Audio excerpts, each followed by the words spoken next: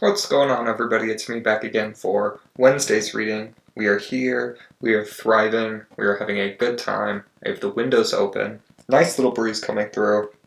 If you can hear that, we're accepting that as like some maybe background music if you can hear the wind picking up, because I just love that when I'm doing these readings. It really helps kind of cleanse out the energy of the room, just having that nice breeze. Also, it's been kind of warm, so it's helping me cool off. This office is like at the very top corner of the house, so it just gets like really hot. There's not a lot of very good circulation unless you have the windows open. So yeah, that being said, we're gonna get into the reading. I just kind of like I've been shuffling the cards a lot of times when I'm talking, even if you can't see. I kind of like hold it down here and I'm just kind of like casually shuffling while I'm talking. Let the tarot cards pick up on some of that energy. Do you guys ever flick the cards to like get some of the energy out? I do that sometimes. I just kind of like knock them a little bit. Sometimes flicking kind of like hurts my hand a little bit, but just kind of knocking, try to do that. One of the other things, I don't know if I've talked about this before on this channel, that I like to do to cleanse the card is I like to order them, so I do it like ace through king cups and then order them by their suits and then the major arcana and put that.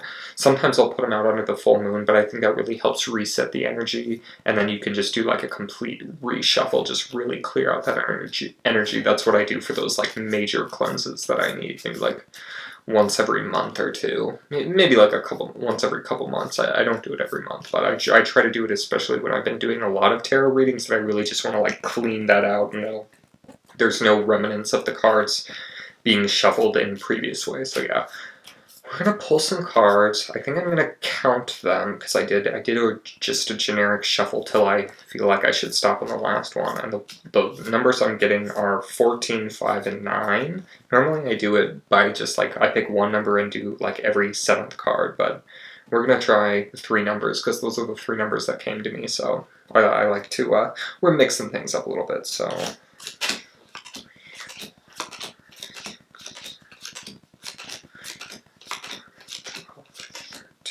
14, 4, 5, 1, 2, 6, 7, 8, 9. Okay, we have our 3 cards pulled. Let's take a look at the first one. Just kind of mix those back up. Alright, first card. Ooh, nice. We're getting into it. We're moving forward. We have the Knight of Swords. I actually really like this card in terms of like the depiction and the movement and the energy. This really gives that truth-telling aspect that you get a lot with the Ace of Swords. You see a lot of people calling that the truth card because it's just kind of cutting through the BS. It's that sword. The sword has to do with air and also the wind, as the wind's kind of picking up outside. It really has to do with this whirlwind of knowledge and information and just clearing out that energy. If you guys heard me talk in my last video about opening up all the windows in your house to clear that out, maybe that's kind of a foreshadowing for this reading. But notice just like how quick he is, and he's on this white horse, and they're kind of in mid-air, and the clouds are very long, and the trees are blowing in the wind.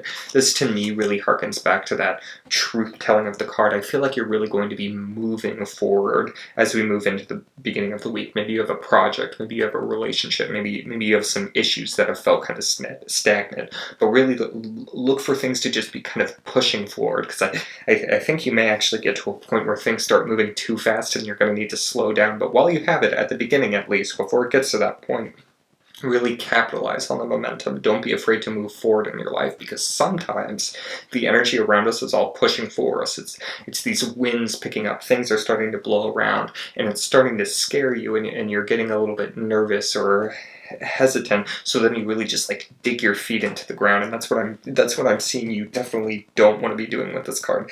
There's a little bit of a naivete in the first 2 court cards. You have the page and the knight kind of representing these younger, less mature aspects of the cards, as opposed to the king and queen, which are supposed to be this more matured, not necessarily rational, but understanding, fully developed conceptions of the elements which they represent. But this with with the knights especially. With the page, there's this kind of almost fool-like energy of like young and new and things.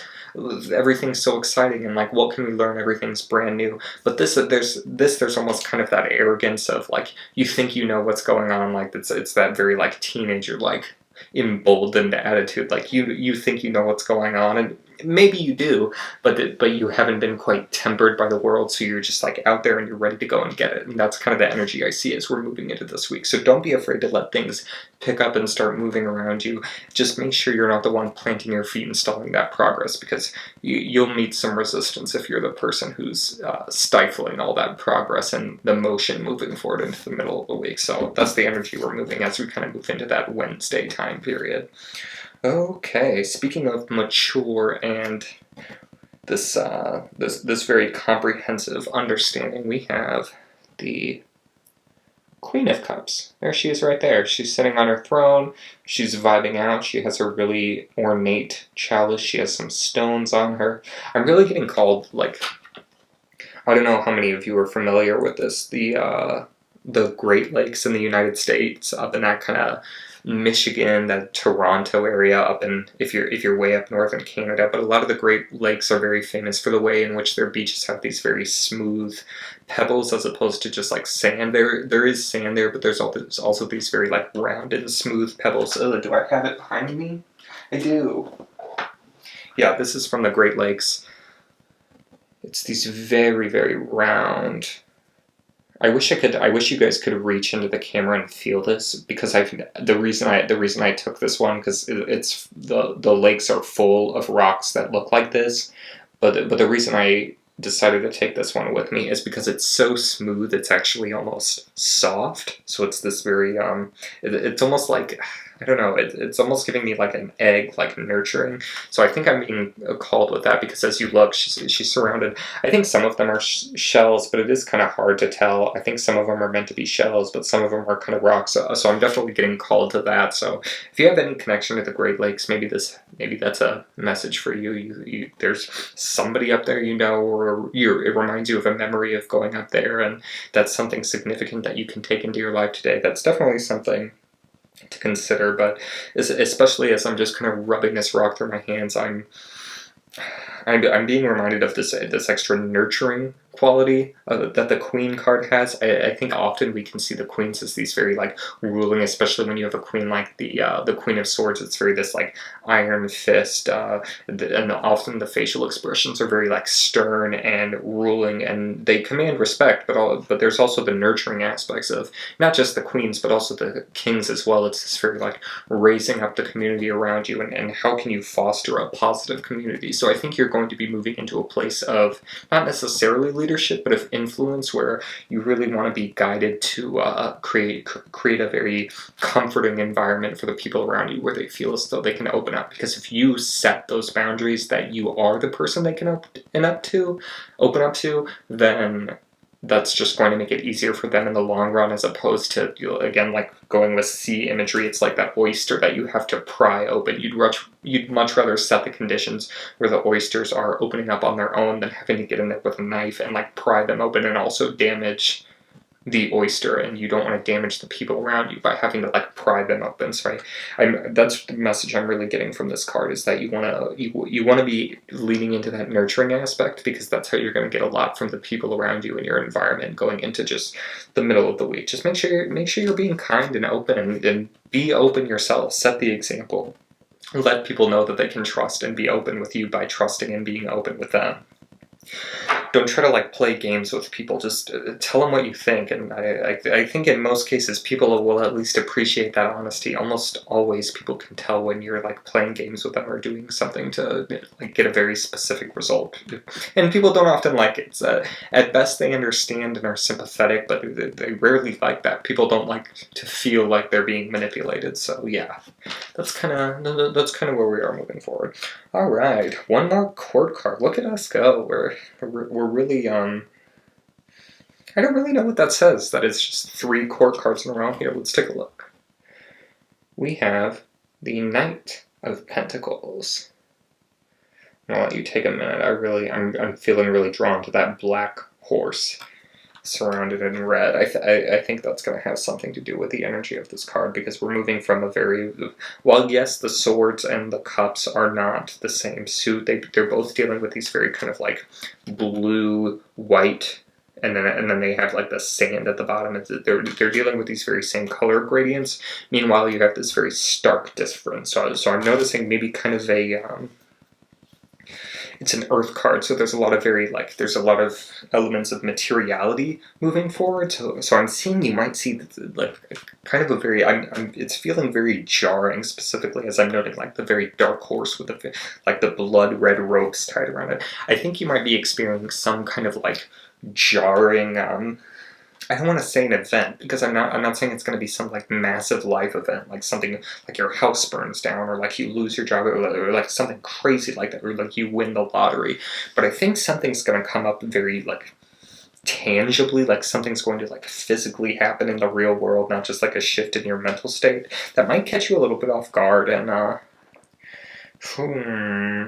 what is he, what are we trying to pull from this? I'm trying to get a feel of, like, looking at it. I'm trying to get a feel for the attitude I'm getting, because I think that's going to be the way in which you're supposed to react.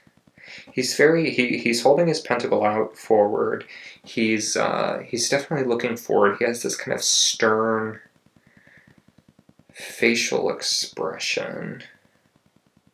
But I don't know. It's this very neutral feeling, but like defiantly neutral is what I'm trying to get, because it's not so much that he's rebelling against it, because he's not. He's sitting on the horse. He's there. If the horse is what is representative of this like obstacle or thing coming up, and you are the knight who is like tasked with mounting this obstacle, it's not that he is avoiding it. It's not that he's like hopping off the horse and running. He's sitting there, but he's not engaging with it. He has his pentacle in his hand. He has other things on his mind, and the horse is just like, it's almost like they're separate. I'm not getting so much of a cohesion with like the horse and the rider like I am with the Knight of Swords, where it seems like they're really just like in this lockstep, and see the horse is even looking back at the knight. So there's this very cohesive thing there. I think you're just going to have to like be this very stern, neutral, and again, it's this knight, it's this more juvenile energy, so I'm sensing that maybe you won't want to be doing this. Maybe your gut impulse is to react in almost a very like adolescent kind of way of like, no, I want to react, this is unjust, or I don't like what's going on here, and you want to lash out, you want to get control of the situation as soon as possible. But I think the strong advice here is going to be, you just have to be almost defiantly neutral, and not defiant, because that is reactionary. You don't want to be reactionary. You want to be calm, you want to be stable, you want to be grounded. So yeah, we're moving from it's interesting because we start off the reading saying you don't want to be this like planting your feet in, and that's not the energy I'm getting with the Knight of Pentacles, but you're essentially you're going with the flow in this middle of the week. If it's as it's starting, it's kind of picking up, you're moving things around. You don't want to be resistant to that, but then if things abruptly change, you don't want to find yourself reacting to it. You want to be very cognizant of the energy as it shifts and change, even if it is a little jarring, and that kind of might look different for you depending on what exactly is coming up in your life and how you need to be reacting to it. But there is going to be this sense of going from like movement to slowly like landing the plane and grounding yourself in the reality of your situation, and then being able to move forward from that with a clear head. So I think there's going to be some interesting things happening. And that's not to say they're all going to be bad. Again, it's like, who knows? Maybe you win the lottery. Maybe you get an unexpected job offer. Maybe maybe a friend comes in and visits from vacation. That's not totally the vibe I'm getting. I'm not seeing a lot of like travel. I think it's going to be more of a local thing, but something's definitely going to come up for you guys. So I'm excited to see what that is, and I'm excited to see what that is for me, or just like the world, the collective in general, and being focused on staying grounded and like focused on what you need to get done without necessarily ignoring this new information that you're being seen. Don't let it tie you up. The emotion, the red rope can also kind of represent this like anger or like negative emotion, like binding you and binding the actions that you're allowed to take, because if you let yourself get tangled in like all these like ropes and netting, then that's just gonna like be frustrating for you. So if you find yourself getting frustrated and lashing out angrily, that could essentially be the same as burning the bridges of options you want to take in the future. So again, we're getting some like sleep on it vibes as things start to shift and change. But again, I think there's some really strong potential for positive learning experiences in terms of reacting to your own environment. So yeah, that's it for the middle of the week reading. It was a pretty interesting one. Let me know what you guys think of the energy. Let me know if this resonated with you. Give it a like if you liked it. Comment if you, or subscribe if you want to see more. Comment if you just have anything to say about this reading. I'm always interested in what you guys have to say. And yeah, that'll be it for this one. I will see you guys for Friday's reading. I hope you're having a good week. I will see you in the next one. Bye.